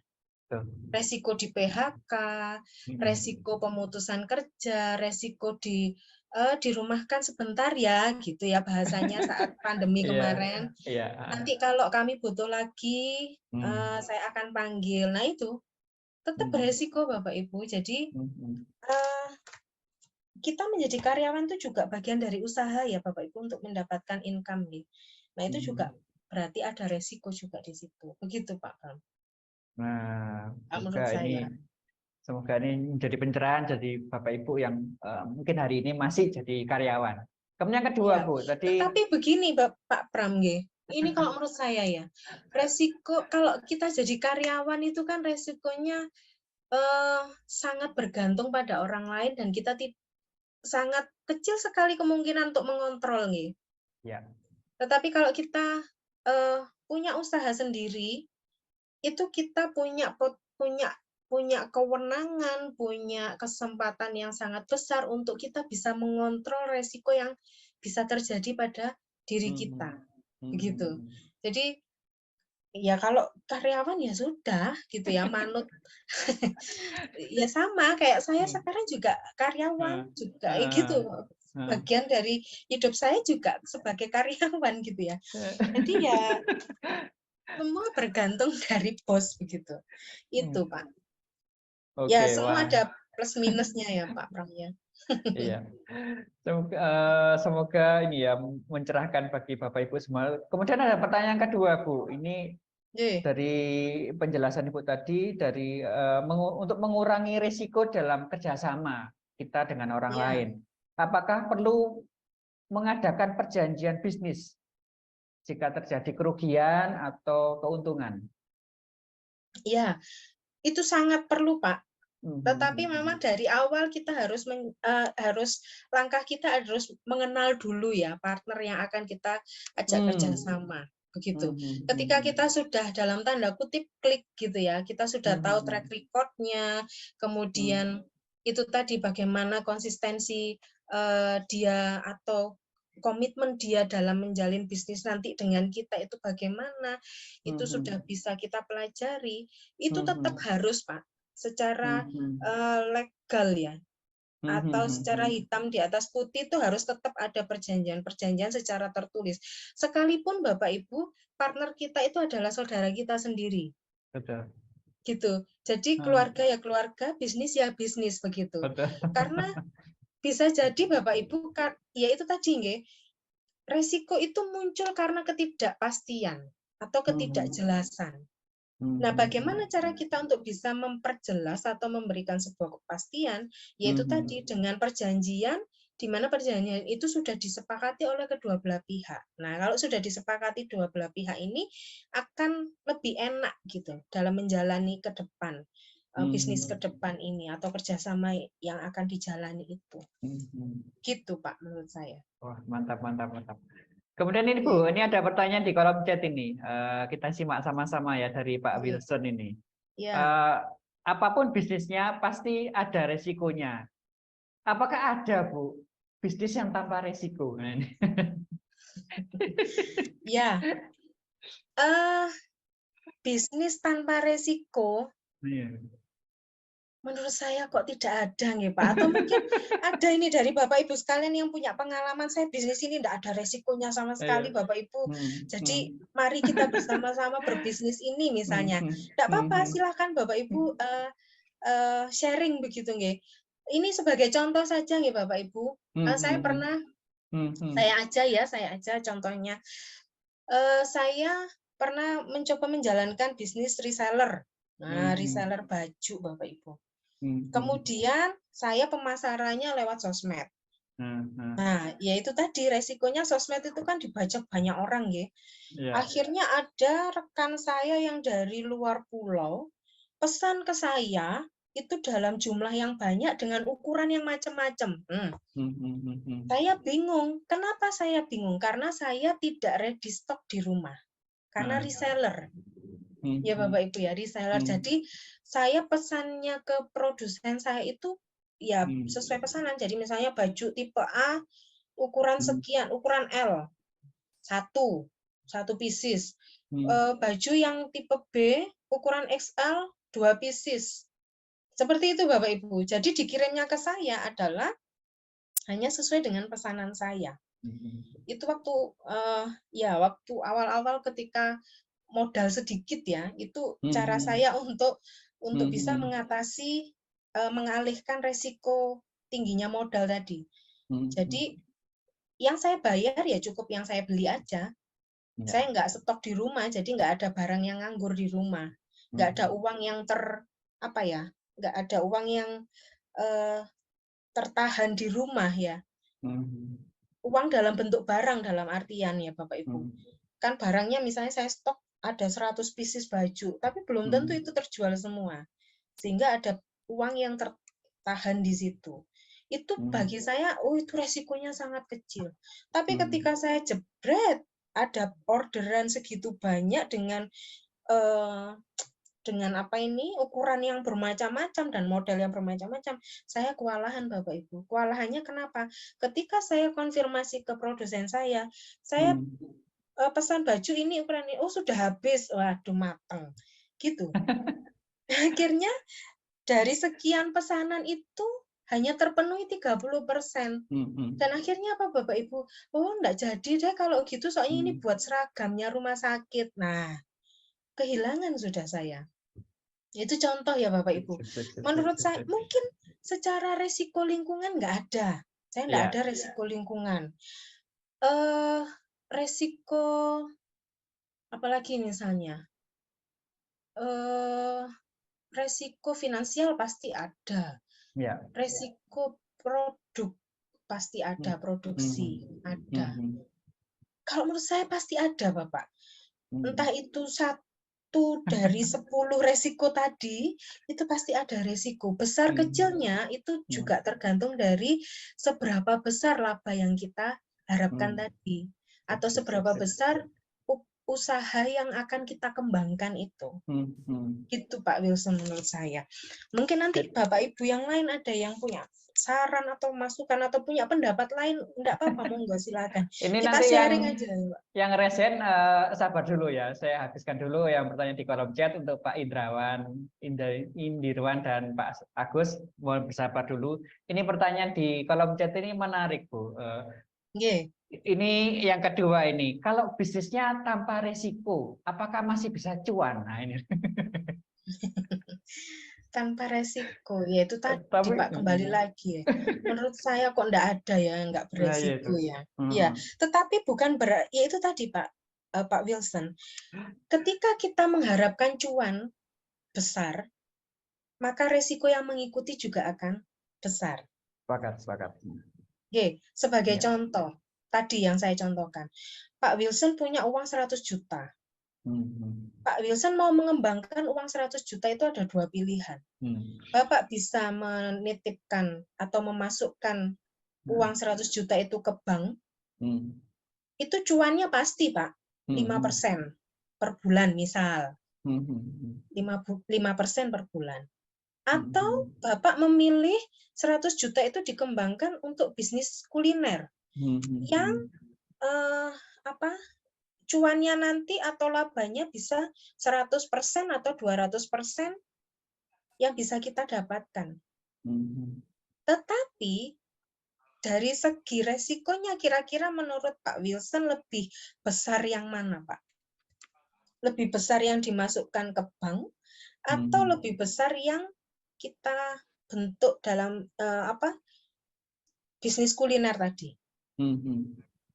Pasti akan lebih besar yang bisnis kuliner karena kita akan berhadapan dengan produksi, cara pemasarannya bagaimana, terus kemudian nanti penyajiannya bagaimana, dari segi rasa bagaimana, begitu Pak Wilson.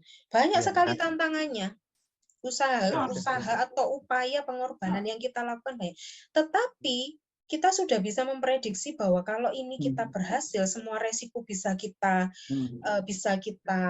kendalikan, itu income kita itu bisa 100% atau 200% labanya. Nah, ayo Pak Wilson pilih yang mana? 5% atau 200%, Pak? Ayo. Itu sebagai contoh aja ya, Pak ya. Iya, ini yang di pertanyaan ketiga ini juga lucu, Bu, di kolom chat ini. Ini bisnis ilegal itu apakah ada resikonya? Nah, ini bisnis yang halal aja ada resikonya, apalagi bisnis yang haram. Nah, ya ini. Pertanyaan saya dulu Pak Pram. Bisnis ilegal itu contohnya bagaimana toh Pak Wilson? Ya, kalau namanya Anda berjual bisnis narkoba, pasti ada resikonya. Oh itu ya, katanya ilegal. Itu. Iya Pak, itu sudah tutup mata itu sudah langsung terlihat resikonya Pak. Nah, wong ini bisnis yang halal aja banyak resikonya, apalagi yang tidak halal. Terlebih mungkin ya Pak Pram dan Pak Wilson, resiko terbesarnya untuk bisnis ilegal adalah kita beresiko atau berurusan dengan Tuhan yang Maha Esa, Pak. Gitu. Itu menurut saya ya, itu pertanggungjawabannya luar biasa. Semoga. Oke, ini Pak Indirwan ini bisa menjawab nggih Pak Wilson. Ini Pak Indirwan ini kayak nggak sabar ini. Silakan Pak Indirwan. Langsung aja. Halo Mas Indirwan nggih. Masih muda ini sepertinya. Ada suaranya nggak? Ada. Silakan masuk aja. Iya. Selamat malam. Bertanya. Sebelumnya perkenalkan saya Indirwan Satria, biasa disapa Satria, mahasiswa Universitas Pendidikan Indonesia, kampus Tasikmalaya, jurusan kewirausahaan. Wah, luar biasa ini. Calon-calon Ya, juragan saya ini. ingin bertanya kepada Ibu pembicara ya. Ya, Bu Ya, Menurut Febrina. Ibu tuh bagaimana gitu cara untuk membangkitkan mental gitu. Kita kan pebisnis gitu, kadang kan naik, kadang turun, apalagi ini ketika orderan sepi gitu. Nah, gimana caranya membangkitkan mental para pebisnis yang ketika orderan tuh sepi? Karena ini berdasarkan pengalaman saya juga gitu. Ya, mungkin seperti itu. Terima kasih. Iya, itu terima kasih Mas Satria, pertanyaannya sangat menarik ya. Ini juga bagian dari resiko ya. Resiko dari diri sendiri para pengusaha gitu ya. Naik turunnya mental, nggak hanya naik turunnya laba atau income ya, tapi naik Betul. turunnya mental ya. Ini saya mencoba memberikan langkah praktis saja ya Mas Satria ya. Ketika kita memutuskan untuk mengambil sebuah bisnis atau usaha, itu pasti ada tujuan yang akan kita capai. Ya atau tidak? Misalnya ini, saya mau membangun bisnis kuliner. Tujuan saya nanti income yang saya dapatkan itu bisa berkembang untuk bisnis yang lain, misalnya, atau mengembangkan bisnis lain. Atau misalnya, dari income itu nanti sekian persen itu akan saya buat umroh. Sekian persen pendapatan saya dari bisnis saya akan untuk tujuannya untuk sekolah anak ke luar negeri misalnya. Nah, komitmen-komitmen itu Mas Satria, menurut saya yang perlu dicatat, ditulis, ya, dicatat, ditulis, kalau perlu ditempel di tembok kamar. Jadi ketika motivasi kita mulai turun, ingat ke komitmen kita tadi. Tujuan kita tadi untuk membangun bisnis itu apa sih sebetulnya? Betul. Nah, dari situ nanti kita insya Allah mudah-mudahan kita bisa termotivasi kembali ya. Betul. Ingat lagi apa sih tujuan kita? Apa sih motivasi kita di awal untuk membangun sebuah bisnis ini? Saya rasa kalau misalnya kita membuat bisnis dan kita serius di situ, itu pasti ada tujuan yang mulia di balik itu semua. Saya yakin itu. Nggak ada yang saya mau bisnis ya hanya untuk iseng-iseng aja lah. Kalau Bapak Ibu iseng-iseng, otomatis hasilnya nanti juga iseng-iseng. Betul. Gitu ya, sepadan ya. Karena tadi Sepakat. Cuan itu berbanding lurus dengan usaha kita. Betul. Tuh. Kalau usaha kita iseng-iseng aja, ya sudahlah ngalir aja, ya sudah. Berarti usaha laba kita atau cuan kita juga ya begitulah gitu, segitu. Itu sih saya rasa ya Mas Satria yang selama ini juga saya praktekkan sendiri ke diri saya sendiri gitu ya. Itu. Ini Saya jawaban rasa Bu itu Febrina ini sejalan dengan yang ditanyakan Pak Gunawan Cahyadi di kolom chat ini. Dia merasa was-was, ternyata khawatir. Nah, ini kalau dari pertanyaan Pak Gunawan Cahyadi ini sejalan dengan pertanyaannya Mas Indirwan Satria. Jadi cara mempertahankan sikap mental kita untuk tetap selalu on. Nah, ini. Iya. Selain itu juga ya Pak Pram, mungkin untuk mengatasi rasa takut dan was-was itu tadi Bapak Ibu, kita perlu mengenali dulu sebetulnya bisnis kita itu bagaimana. Kekuatan, kelemahannya apa, resiko yang tadi itu perlu kita kenali gitu Bapak Ibu. Sehingga ibarat kata seperti ini Bapak Ibu nih, ketika kita jalan di sebuah hutan, kita tahu di sana itu akan banyak serigala. Kalau kita lurus jalan kita ke sana, kita ngambil keputusan untuk tetap lurus, ya kita pasti akan dimakan oleh serigala. Bagaimana cara kita menghindari serigala? Dengan cara kita tahu dulu dari jauh bahwa di sana sudah ada serigala, sudah ada peringatan banyak hewan buas, misalnya. Ya jangan masuk ke sana. Bagaimana cara kita untuk tahu bahwa kita harus mengambil keputusan untuk tidak masuk ke sana? Kita kenali dulu, kita harus tahu dulu. Kita harus tahu resiko apa sih sebetulnya dari bisnis kita. gitu. Ketika kita sudah tahu, kemudian kita sudah menulis atau merencanakan tindakan antisipatifnya apa, tindakan antisipasinya apa, tindakan solusi kalau masih walaupun sudah diantisipasi tapi masih terjadi, solusinya apa, itu sudah kita prepare-kan jauh-jauh hari. Bukan berarti negatif thinking ya Bapak Ibu, enggak. Ini kita sifatnya lebih ke persiapan ya, artinya bukan persiapan apa ya, mengantisipasi gitu. Mengantisipasi. Ketika tindakan antisipasi tadi sudah kita siapkan, solusi sudah kita siapkan, sumber daya semuanya sudah kita siapkan, kita pasti akan jauh lebih percaya diri untuk melangkah. Gitu. Walaupun tetap akan ada resiko. Tetapi kan dari awal, kamu sudah saya antisipasi, nggak akan tadi kalau misalnya kerugian saya tiap bulan akibat diambil anak saya, jajan-jajan itu, kue-kue itu, saya rugi dari perhitungan saya rugi 1,5 juta, saya sekarang hanya rugi 250.000. Nggak apa-apa, karena sudah saya antisipasi. Saya sudah punya tindakan antisipatifnya. Gitu. Sip. Mantap, Kita tidak boleh takut untuk melangkah nih Bapak Ibu. Yaitu tadi harus tahu dulu. Harus tahu dulu resikonya apa, tindakan apa yang harus kita lakukan, solusinya bagaimana.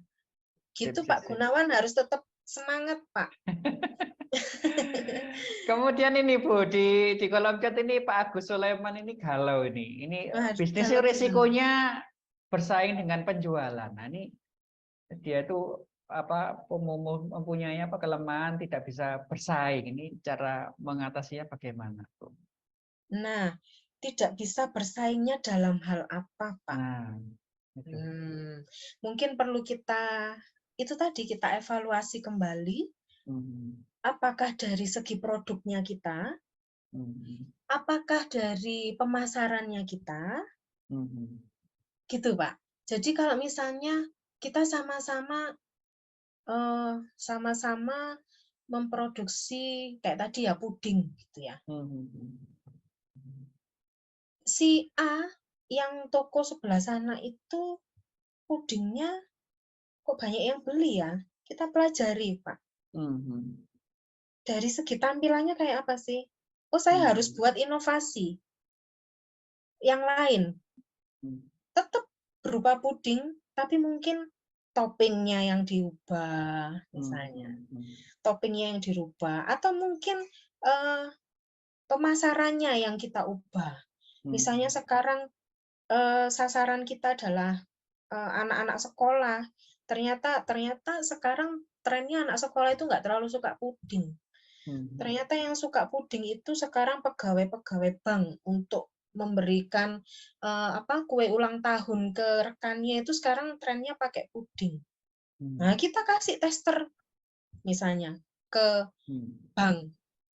Kita masukkan ke bank. Kita bikin itu Pak namanya? Kita bikin brosur dengan foto-foto yang menarik dari hasil produksi puding kita. Itu bagian dari pemasaran, Pak, teknik pemasaran. Makanya kita perlu cari tahu dulu tidak mampu bersaingnya dalam hal apa ini sebetulnya. Dari hal produknya kah? Apakah produknya kualitasnya jauh lebih rendah?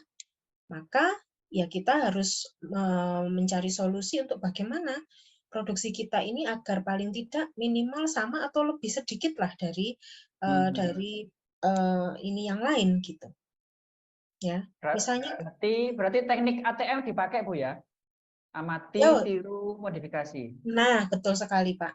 ATM itu sangat penting memang ya. Kalau ATM rusak itu sudah susah Pak. Iya betul sekali, saya setuju dengan Pak Pram. ATM amati, tiru dan modifikasi. Ya, karena itu tadi loh Bapak Ibu, kalau usaha itu kan banyak nih, sama-sama usaha fashion, tapi kenapa dia kok jauh lebih banyak ya ininya pembelinya? Itu perlu kita cari tahu. gitu. Jadi sebagai pengusaha itu memang kita harus selalu belajar dan belajar. Belajar dari pengalaman pengusaha yang lain, mempelajari apa sih produknya mereka. Oh, berarti punya saya ini harus saya kembangkan di bagian ini kayaknya gitu. Gitu Bapak Ibu. Mantap. Waduh, semoga ini apa ya, mencerahkan semuanya biar dari risiko-risiko yang tadi dijelaskan Bu Febrina tidak mengecilkan Bapak Ibu semuanya. Ada pertanyaan lagi? Itu ada tambahan dari Pak Daniel itu, ATMR Pak. Amati, tiru, modifikasi dan review. Nah, itu. Betul. Betul Pak, di review juga nggih. Iya. Setuju. Oke, ada yang ditanyakan lagi? Satu aja, open mic nggak apa-apa. Ini semakin malam semakin menarik ini. Kalau tidak ada, itu dari Mas Satria itu Pak sepertinya. Oh, ya, enggak silakan. ya. Oh iya. Mas Satria, ada yang mau ditanyakan? Raise hand. Cukup Pak, cukup. Terima kasih tadi atas jawabannya Ibu Febrina dan Pak Pram. Jangan berkecil hati ya, tetap semangat. Ya. Siap. Oke, Bapak Yang Ibu. pasti langkah-langkahnya tadi aja Bapak Ibu yang perlu kita perhatikan. Dan jangan lelah untuk selalu mempelajari bagaimana sih bisnis kita bisa berkembang lebih lagi begitu. Intinya kita sebagai pengusaha itu jadi pembelajar seumur hidup ya Bu ya. Betul sekali Pak, betul. Kalau kita stuck aja nggak akan ini, lama-lama akan tergerus oleh zaman Pak. Betul. Ya, okay. Contohnya aja ini contoh kecil ya Bapak Ibu. Mungkin Bapak Ibu tahu taksi taksi Bluebird itu ya. Itu kan sempat hampir hilang begitu ya karena tersaing oleh Gojek, oleh ojek online dan lain sebagainya Tapi sekarang dia mau mencoba untuk apa itu bekerja sama ya sepertinya ya Pak Bluebird itu bekerja sama dengan startup itu. Akhirnya mulai ini lagi gitu, mulai hidup lagi. Ya itu maknanya Bapak Ibu bahwa memang sebagai pengusaha itu kita pembelajar seumur hidup itu ya itu. Nggak bisa stuck hanya di sini-sini saja, nggak bisa memang. Gitu. Karena saya lihat Bluebird itu menolak mati, kemudian dia bergabung dengan operator yang lain tuh kalau nggak salah Gojek ya. Nah, Gojek ya. Gojek apa-apa. Jadi saya lihat di aplikasinya kok ada tulisannya Bluebird. Nah, iya. Sudah mulai kerjasama. Oke, ini mantap sekali. Terima kasih Bapak Ibu sekalian. Belum Bu. Mohon maaf kalau seandainya ada yang kurang berkenan. Nanti semoga kita bisa bertemu di lain kesempatan. Ya, tibalah saatnya kita untuk closing statement, Bu Febrina. Baik Bapak Ibu sekalian, saya percaya Bapak Ibu yang hadir di sini adalah orang-orang terpilih gitu ya. Orang-orang terpilih untuk bisa menjalankan bisnis yang itu sesuai dengan passion Bapak Ibu sekalian gitu ya, sesuai dengan panggilan hati Bapak Ibu sekalian. Kalau itu sudah panggilan hati, saya yakin Bapak Ibu bisa menjalankan bisnis itu dengan seoptimal mungkin. Nggak perlu takut Bapak Ibu. Nggak perlu ragu-ragu juga, maju aja terus, tetap semangat, lebarkan koneksi, gitu ya, lebarkan koneksi dan tetap terus berjalan, terus belajar, tiada henti untuk belajar begitu ya. Tetap semangat Bapak Ibu, semangat sukses untuk kita semua. Selamat malam semuanya. Demikian Bapak Ibu, webinar kali ini. Terima kasih banyak Bu Febrina. Kali ini materinya sangat-sangat luar biasa, bisa mencerahkan kita semua untuk lebih semangat lagi di dalam berbisnis. Mohon maaf jika ada salah-salah kata. Saya akhiri. Wassalamualaikum warahmatullahi wabarakatuh. Waalaikumsalam warahmatullahi wabarakatuh. Terima kasih Bu Febrina. Terima kasih Pak Pram, Bapak Ibu sekalian. Sampai bertemu kembali. Terima kasih Bu Febrina, terima kasih Mas Pram. Sama-sama Pak Daniel. Izin live ya.